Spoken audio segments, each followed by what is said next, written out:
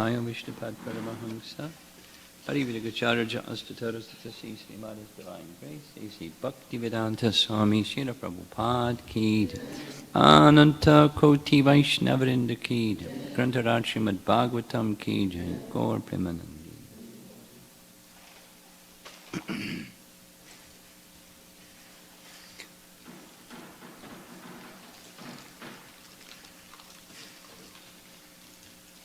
Om Namo Bhagavate Vasudevaya.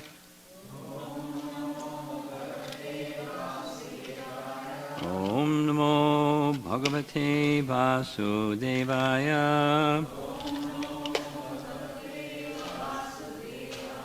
Om Namo Bhagavate Vasudevaya.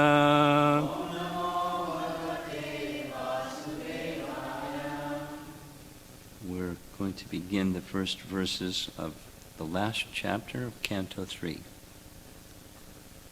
Chapter 33, Activities of Kapila, meaning the instruction section is now completed. 8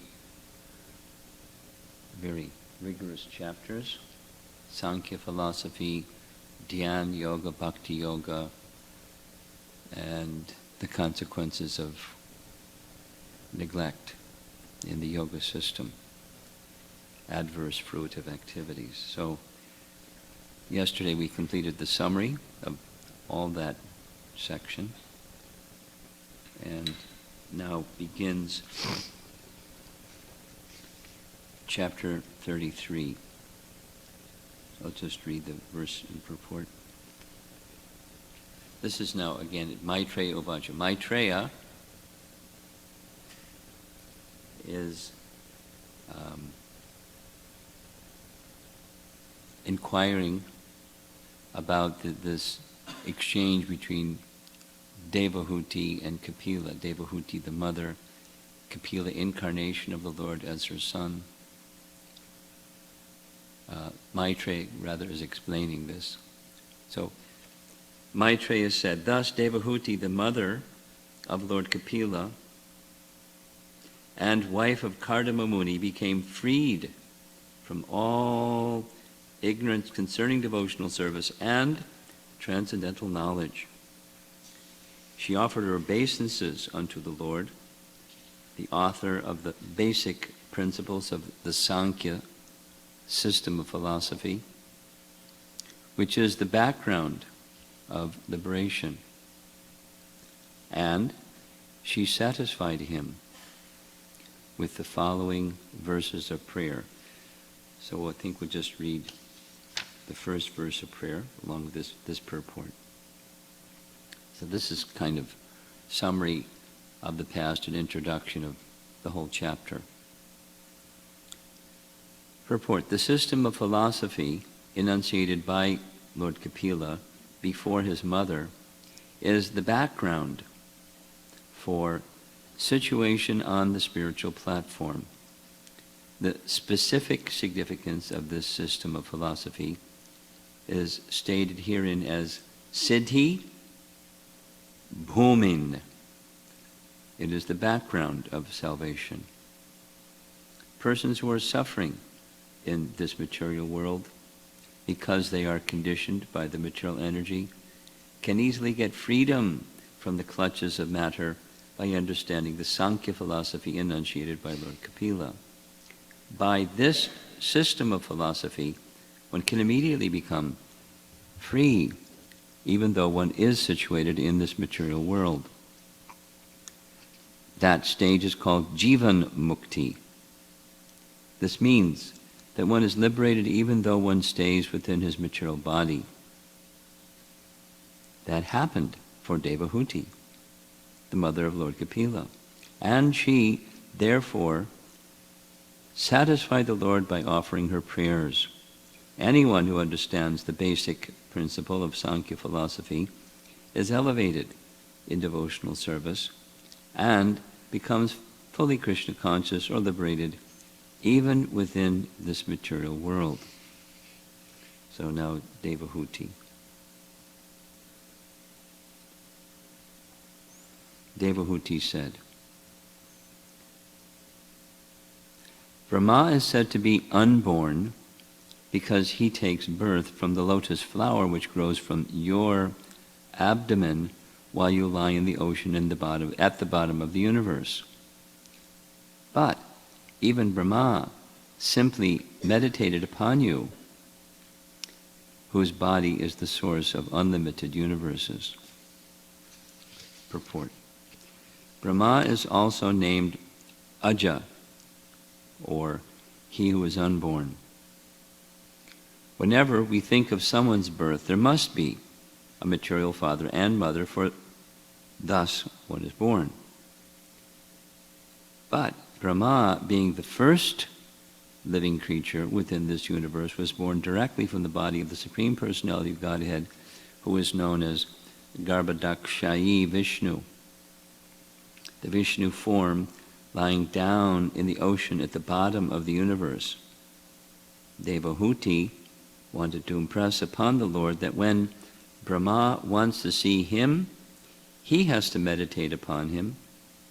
Quote, "You are the seed of all creation," she said.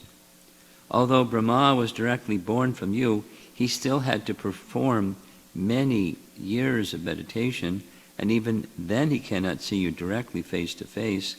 Your body is lying within the vast water at the bottom of the universe, and thus you are known as Garbhodakshayi Vishnu. Paragraph.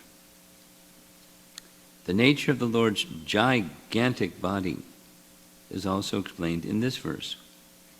That body is transcendental, untouched by matter. Since the material manifestation has come from his body therefore existed before the material creation. The conclusion is that the transcendental body of Vishnu is not made of material elements. The body of Vishnu is the source of all other living entities, as well as the material nature, which is also supposed to be the energy of that Supreme Personality of Godhead. Devotee said, quote, "You are the background of the material manifestation and all created energy. Therefore, you're delivering me from the clutches of Maya by explaining the system of Sankhya philosophy is not so astonishing. But your being born from my abdomen is certainly wonderful, because although you are the source of all creation, you have so kindly taken birth as my child. That is most wonderful. Your body is the source of all the universe, and still you put your body within the abdomen of a common woman like me. To me, that is most astonishing."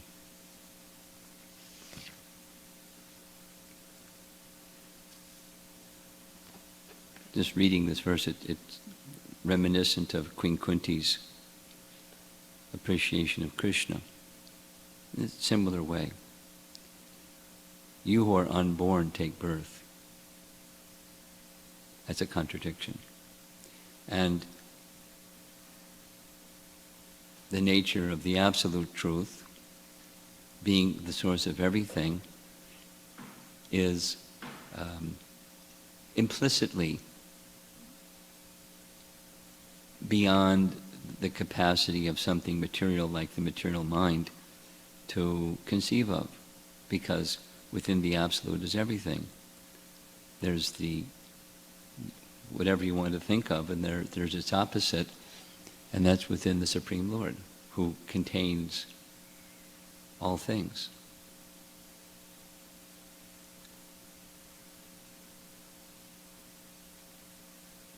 Something that I learned from visiting China is everybody knows in China yin yang, that symbol. And it indicates that alone it indicates material duality. There's this thing and then there's its opposite. There's not a denial of transcendence, but there's no indication of transcendence. But the implication simile is inferred. If there's a situation where there's duality, there must be a realm of non-duality.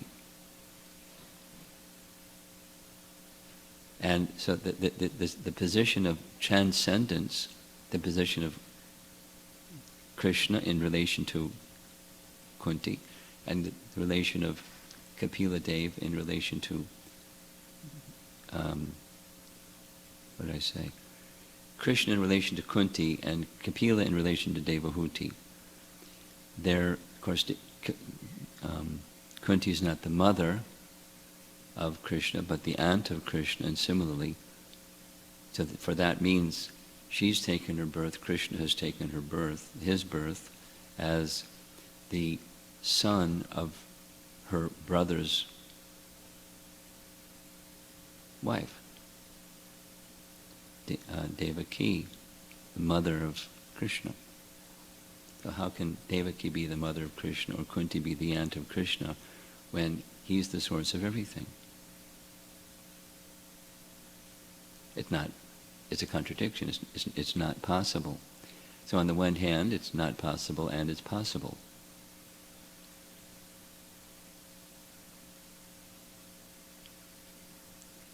The Vedic wisdom touches on this transcendence and this world of duality in what I call Upanishadic double talk. He walks and he does not walk. He's very far away and he's very near as well. He's within everything and he's not within everything. He's outside of everything and he's not outside of everything. Cut it out. Is it this or is it that? Because if it's this, then it can't be that. And if it's that, it can't be this. And without identifying by name, rather the pronoun saha, or that, whatever that is, the absolute truth, has these apparently, at least from the mind, the binary processor of the mind, contradictory attributes.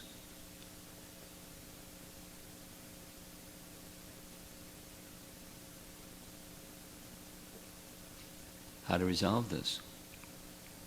Well, knowledge of the Bhagavatam explains this knowledge of transcendence. Vedanta tattva vidas tattvam yajnanam advayam,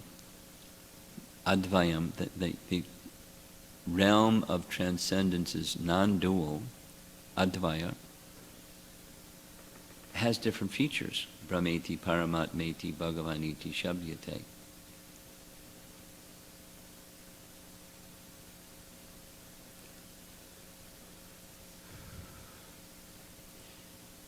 It's much easier to be an impersonalist, to say, as far as our rational faculty is concerned, to say, well, if this is a place of duality, then the absolute must be non-dual.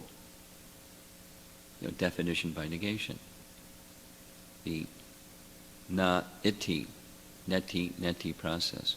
What's transcendence? Well, here there's variety, so transcendence must have no variety. Here there's personality, so the transcendence must have no personality. It's without this, na-iti. That's discounting the possibility, or what to speak of the reality, that in transcendence there's diversity that's non-dual. Otherwise, the absolute must be minus something by logic, inference. So how can that be? If there's something that the absolute cannot be, then it's not absolute. From where does this variety come? From a place of variety-lessness? There must be transcendental variety. But that transcendental variety is of a different nature than this variety that, just as the 15th chapter of Bhagavad Gita describes, the banyan tree example, or a tree where instead of the branches growing up and the roots growing down, it's the branches are growing down and the roots are growing up. There's no such tree, but there's a reflection of a tree on the body of a lake or water. So in that reflecting surface, the branches grow down and the roots grow up. Thus, the material world is compared to the reflection of the spiritual reality. So in spiritual reality, there must be variegatedness. If there's an apple in the tree, there must be an apple in the tree. As above, so below. For whatever exists here, there must be there in the Absolute. Otherwise, the Absolute is incomplete. There's something here that's not there. It must have variegatedness, but variegatedness that's absolute. So, go back to the reflection. The reflection is accepting the reflection as reality. That which is not is accepted as that which is. It's called Maya. Ma-ya, not this. And accepting not this as this. Being covered by Maya means accepting the reflection to be the reality, accepting the covering to be the self, rather than just start with the position of the soul, rather than the soul within. That's animating factor of the body, and when the animating factor leaves the body disintegrates. The elements go back to their reservoir of elements. Water to the reservoir of water, air to the reservoir of air, and earth to the reservoir of earth, and the elements back to their elemental state. And the integrating factor is the spark of life within.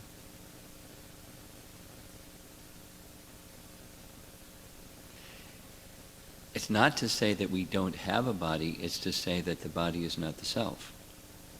So, maintaining the body, giving it some food, giving it some rest, giving it some water, giving it necessities, and doing that in a regulated and proper fashion. That's something that needs to be attended to. But neglect of the spark of life within, that's a problem. So Maya takes one away from that spiritual reality. Covers the consciousness of spiritual reality. That's unfortunate.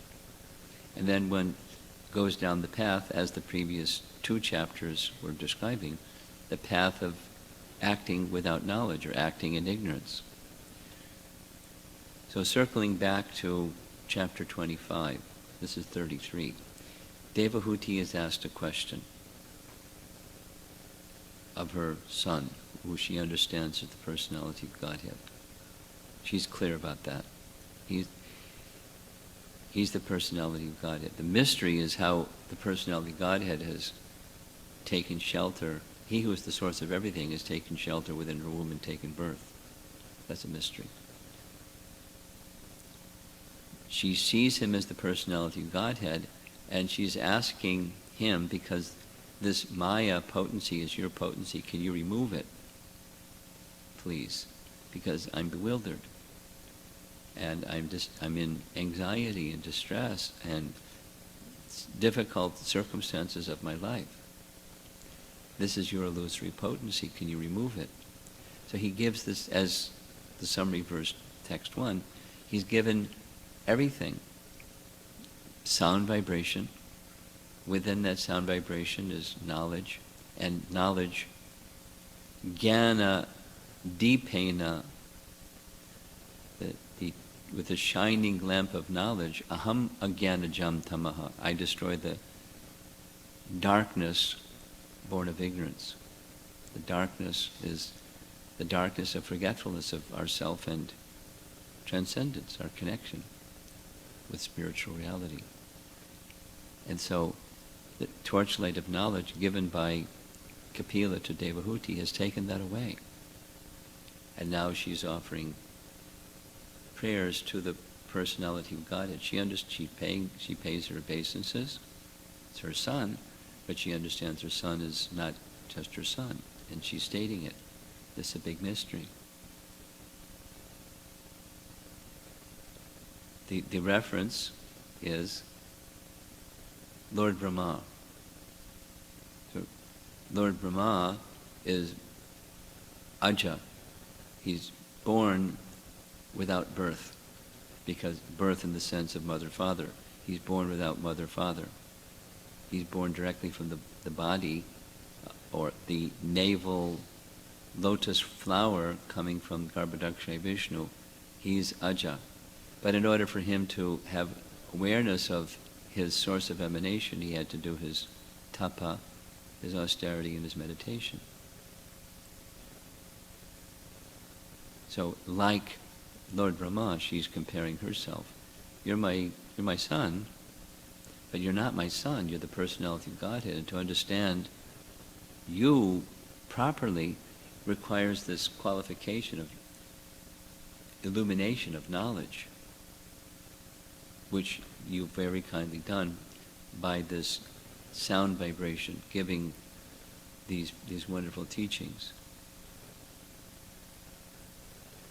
And then the final part is, I find this bewildering.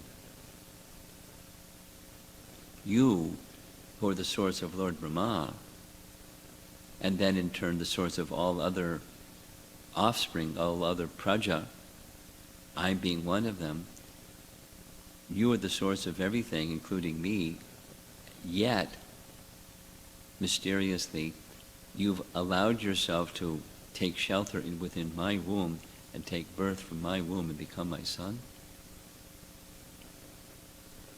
It's a fascinating conflict of emotion. She has motherly affection, naturally, vatsalya rasa, naturally. That's why the Supreme Lord became her son, is because of her parental love, motherly love. At the same time, she's enlightened, and she recognizes, you're not my son. You're the personality of Godhead. So it's conflicting emotion, naturally. Like Kunti, conflicting emotion. She's the aunt. Krishna comes before Kunti, respectfully touching her feet, bowing down and touching her feet. And she's, that's conflicting for her. Because although it's culturally the right thing to do, she's in the superior position. He's the nephew, her brother's son. So the etiquette is proper, but the spiritual emotion is conflicting. She has a hard time with that.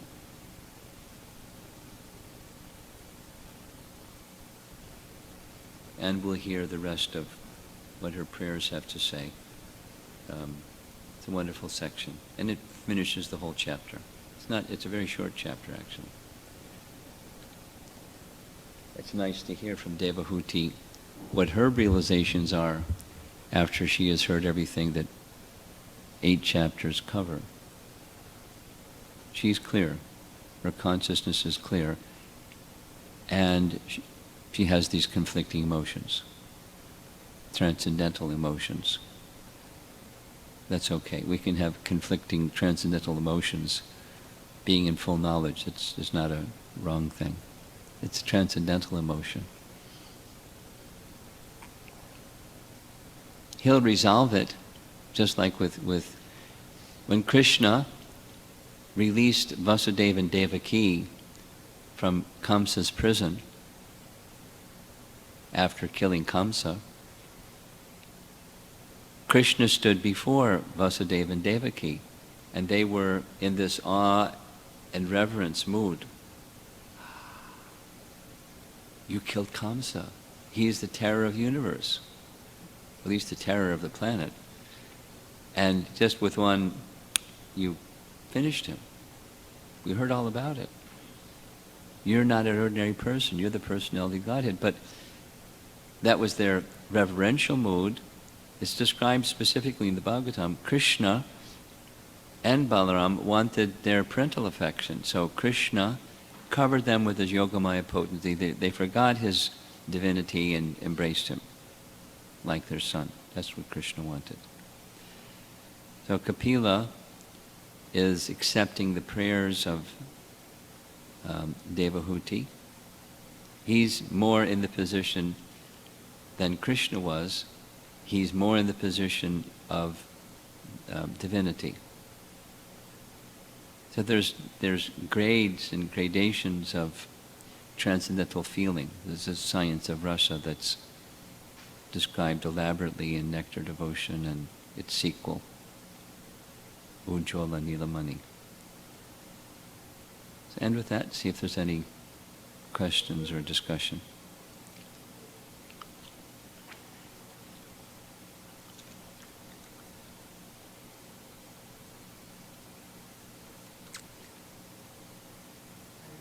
Okay. So how to understand the transcendental variegatedness Variegatedness if there is duality? within the absolute realm? Yeah. Or variegatedness within the realm of duality? No, there is a variegatedness in the absolute realm. Yes, there is. Duality here. There's variegatedness here, but the variegatedness is appearance only. Just like I'm looking out the window. There's a tree, there's a street, some cars going by, and there's a house. There's variety. Wait a while. It's all gone. So, is it real? Or is it not real? So it's temporary based upon the configuration of matter according to prakriti, material nature, the modes of nature, and karma. Someone built the house, etc. Living entity has taken birth as a tree. Somebody's got a car going up and down the street. It's asat. In the absolute sense, from the Bhagavad Gita perspective of the absolute sense, it's asat, it's temporary. Sat meaning eternal, asat meaning not eternal or temporary.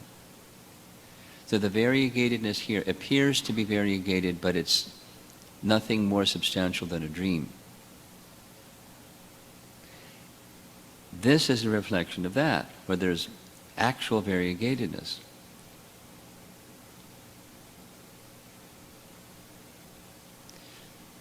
Take another example.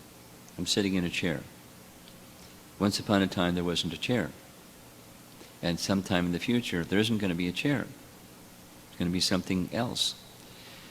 The elements that make up the chair are described in Bhagavad Gita. Those are Krishna's energies: earth, water, fire, air, ether, and combinations. Now we have a chair.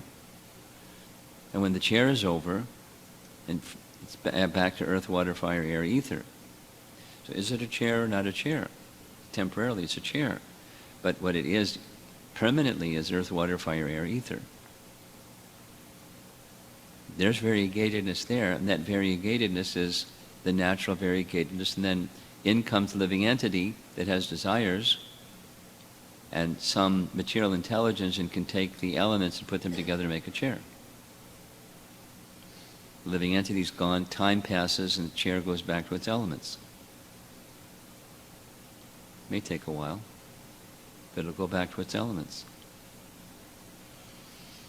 Now, that's this kind of variegatedness. And then there's variegatedness in the spiritual world, of which this is a reflection. And there's spiritual variegatedness. There's not material elements that undergo change. It's the spiritual energy that's eternally the spiritual energy. Doesn't undergo change. But there's variegatedness. There's personality. It's a different set of rules. It's a different operating system that works by the internal potency as opposed to the external potency. And the internal potency aligns all its variegatedness for the pleasure of the Supreme. And here the external potency covers the living entity to accept the covering as reality and forget spiritual reality.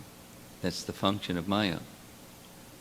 But there's variegatedness, and, well, there's three aspects of the absolute truth. That verse I only half quoted. Vedanta tattva-vidas tattvam yajnanam advayam. But then there's different features. Brahmeti, Brahman. Paramatmeti, Paramatma. Bhagavan iti, Shabdyate. There's variegatedness within the realm of the Absolute in that sense too. There's a non-dual region, the Brahmajyoti.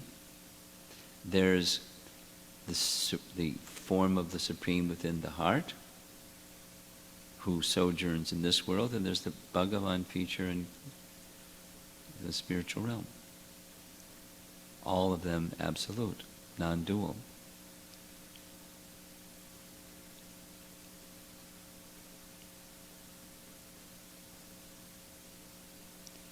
Here things are changed by time and other forces, primarily by time.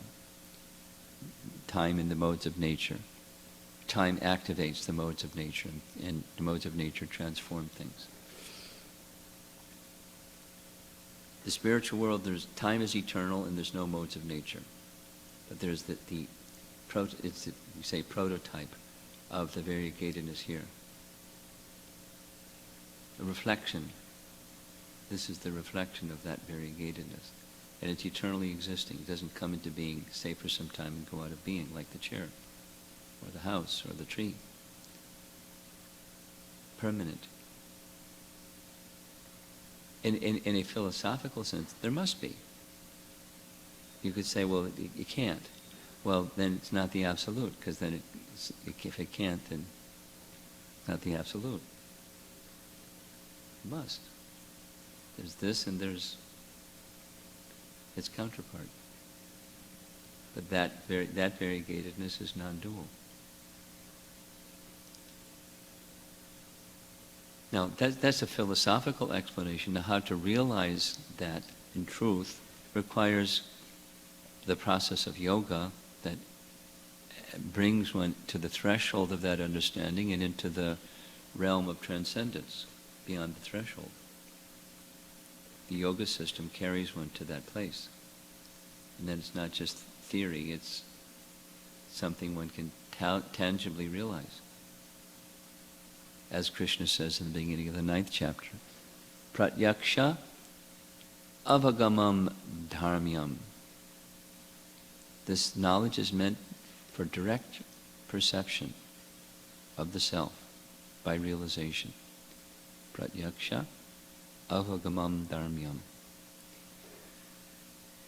So for the not realized soul, the one who is still conditioned, it's interesting theory. Now, is it fact or just interesting theory? One won't be able to determine the difference, whether it's fact or interesting theory, by taking up the process of realizing it. And otherwise it will remain unknown. There's variegatedness in the spiritual world, which defies the binary processor, the mind. We go to the platform of intelligence, and it must. How? I can't understand, but it must. Inconceivable potencies must be there. Otherwise, the Absolute is minus something. That can't be.